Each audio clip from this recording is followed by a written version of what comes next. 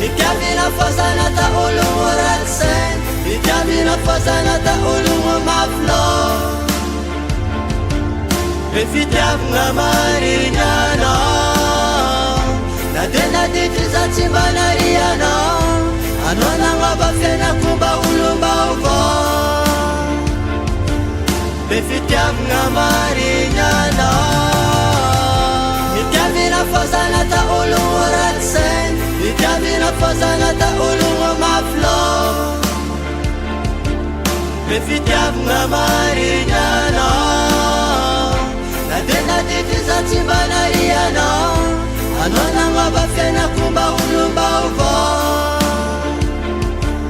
Le fitiavagna marinanao.